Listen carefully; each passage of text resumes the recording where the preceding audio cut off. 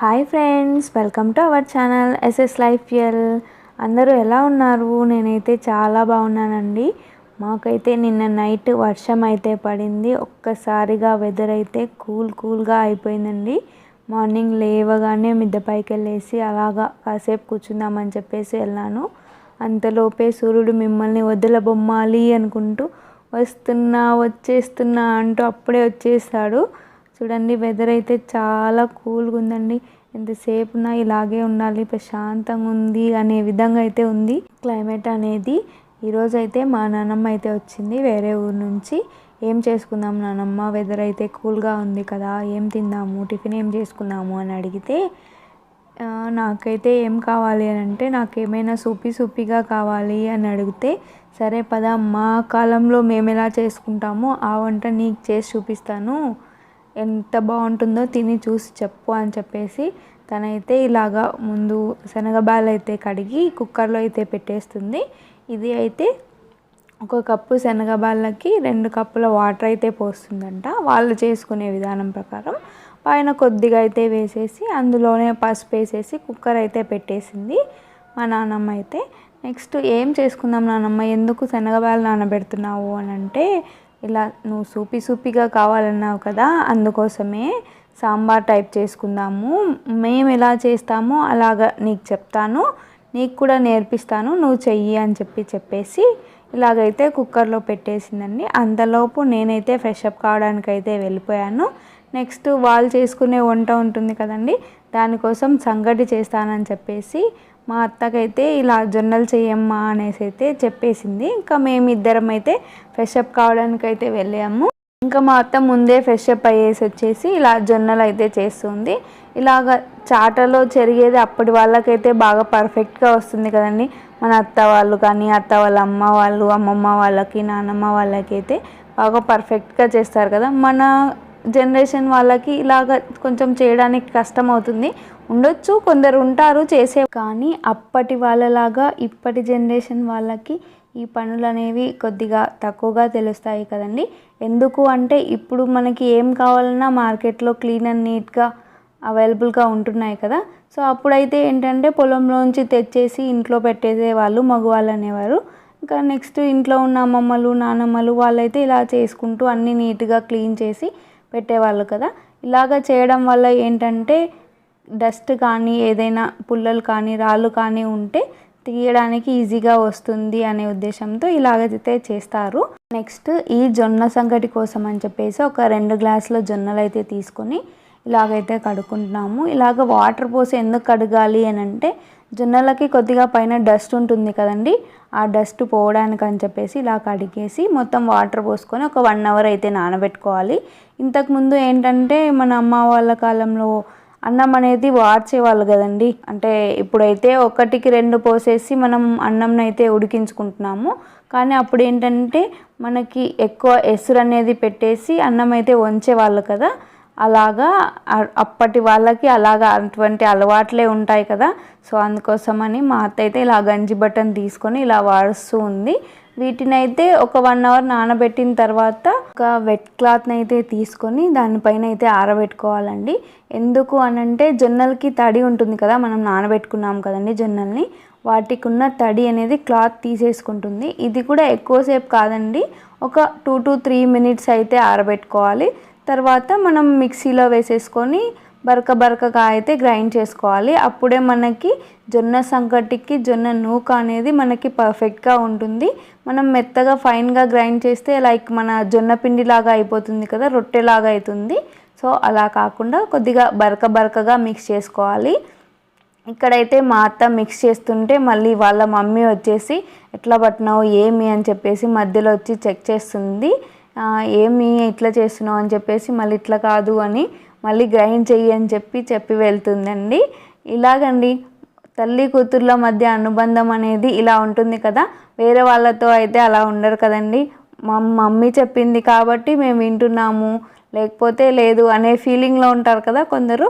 వీళ్ళైతే ఇంకా అలా మాట్లాడుకుంటూ ఇద్దరైతే గ్రైండ్ చేస్తున్నారు.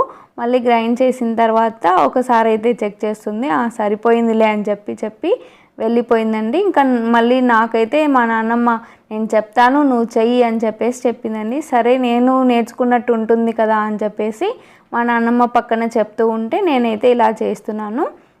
మామూలుగా అయితే మనం జొన్న సంగటికి 2 గ్లాసుల జొన్నలు అయితే తీసుకున్నాం కదా, అదే మెజర్మెంట్స్తో నేను 1 కప్పు జొన్నలకి నెక్స్ట్ 3 కప్స్ ఆఫ్ వాటర్ అయితే తీసుకుంటున్నాను. అలాగా 2 కప్స్ ఆఫ్ జొన్నలకి 6 కప్స్ అయితే నేను ఇలాగ తీసుకున్నాను. ఒక ప్యాన్లో పోసేసుకొని ఈ వాటర్ అనేది ఫుల్గా బాగా బాయిల్ చేసుకోవాలండి. మనం ఉడుకుతాయి అని అంటాం కదా, అలాగా ఒక ఉడుకు వచ్చేంత వరకు ఉంచుకోవాలి. ఈ వాటర్ బాయిల్ అయ్యేలోపు మనం ఉడికించుకున్న శనగపప్పు ఉంది కదండి, అది కుక్ అయిందో లేదో ఒకసారి చెక్ చేసుకుందామని చెప్పి ఇలా ఓపెన్ చేసి చూస్తున్నానండి. పప్పు అయితే పర్ఫెక్ట్గా కుక్ అయింది. ఇంతకుముందు మా నానమ్మ వాళ్ళైతే ఏం చేసేవారంటే వాళ్ళు రోట్లో వేసి రుబ్బేవాళ్ళటండి శనగపప్పుని. ఆ రుబ్బిన పప్పుని ఇలా సాంబార్ లాగా చేసుకునే వాళ్ళట. కానీ నేనైతే ఇలా మిక్స్ చేస్తున్నాను. ఇందులోనే ముందుగా నానబెట్టుకున్న చింతపండు కూడా వేసి ఫైన్ పేస్ట్ లాగా అయితే ఇలాగ రుబ్బేసుకుంటున్నాను. అంతలోపు అయితే నాకు ఇక్కడ వాటర్ అయితే ఫుల్గా బాయిల్ అయిపోయాయి. చూడండి బాగా ఉడికిపోతున్నాయి కదా వాటర్. ఇందులోనే నేనేం చేశానంటే టేస్ట్కి సరిపడా సాల్ట్ అయితే వేసుకున్నాను. నెక్స్ట్ నేనైతే ఇందులో కొద్దిగా ఆయిల్ అయితే వేసుకుంటున్నానండి. మీరు నెయ్యి కూడా వేసుకోవచ్చు, ఎందుకంటే కొద్దిగా జొన్న సంగటి జిగురుగా ఉంటుంది కదా, అందుకోసం అని చెప్పి కొద్దిగా ఆయిల్ కానీ నెయ్యి కానీ యాడ్ చేసుకుంటే టేస్ట్ ఇంకా బాగుంటుంది అనే ఉద్దేశంతో అయితే వేస్తున్నాను. ఇంక ఇక్కడ ఇది అయిపోయేసరికి మళ్ళీ మా నానమ్మ అయితే వచ్చేసింది. ఇంకా వాటర్ ఉడికిపోయాయి కదా, మనం గ్రైండ్ చేసి పెట్టుకున్న రవ్వనైతే వెయ్యి నేను కలుపుతూ ఉంటాను అని చెప్పేసి చెప్తూ ఉంది. నేనైతే ఇక్కడ తీసుకొని ఇక్కడ ఇలాగ వేస్తూ ఉంటే కలుపుతూ ఉందండి.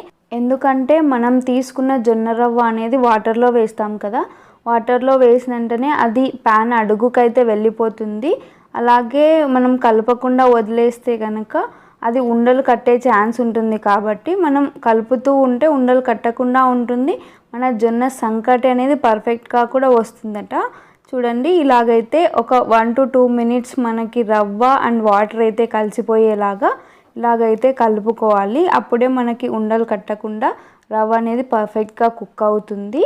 ఇలాగ కలుపుతూ చేస్తూ ఉండాలండి. మనకి ఇదైతే ఎక్కువ టైం అయితే తీసుకోదండి.